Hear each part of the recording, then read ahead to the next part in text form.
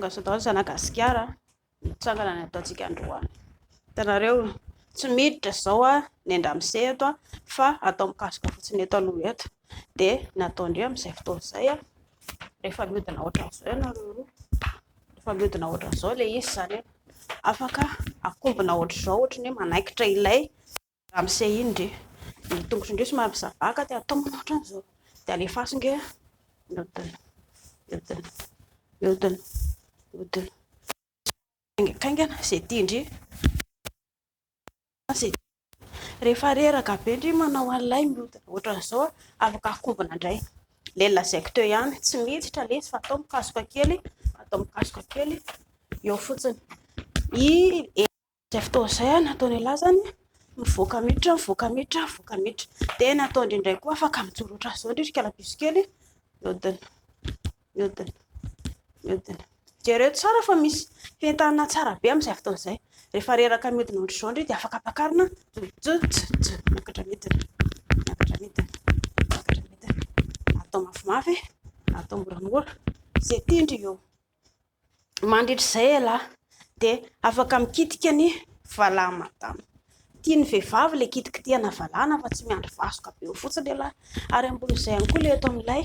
raviny eto ihany koa mba ampiana kapoka kely ohatran'izao mifampiresahana aloha nareo fa tsy mikapokapoka fahatany sao dia tsy madama ilay izy mba mikapoka ihany koa elahy mba misy fotoana koa izy mba somary be daina kely ohatran'izao azonina tsara mihitsy ilay eto amin'ny raviny eto dia mba mahazo aina tsara mihitsy elahy amin'izay fotoana izay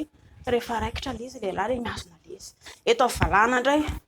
rehefa tsara fa tia valahany dia somary azon'ny lehilahy kely eto amin'ny valahany eto dia eo ihany koa ilain'ny vehivavy ilay izy eto amin'ny valahana ity ilay ambanimbany kely dia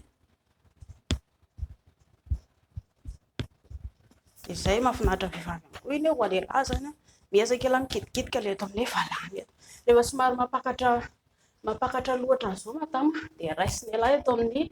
tenda ohatra hoe somary manakenda zany fa tsy hoe manakenda olo eo elahy kenda hoe zanak'olona dia azon'ny elahy ohatran'izao ny tendany dia mba samy mifampijery ohatran'izao ianareo roa dia eo elahy avy eo anisany ihany koa elahy hoe afaka mifanoroka na koa ohatra hoe afaka mifanoroka miadana ihany koa mandritra izay dia eo foana ianareo roa alefa mihodina foana ny ary ambany mihodina ingakaingana midikidina miakatrakatra midikidina miakatrakatra izay ilay izy tsy eraka amin'ilay tokatra kely ohatran'izao ilay sokafana ohatran'izao ataoko izao dia iny no atao ampidinina midina ny atao fe dia alefa makany ariana dia izay miakatra midina miakatra midina miakatra midina miakatra midina izay azo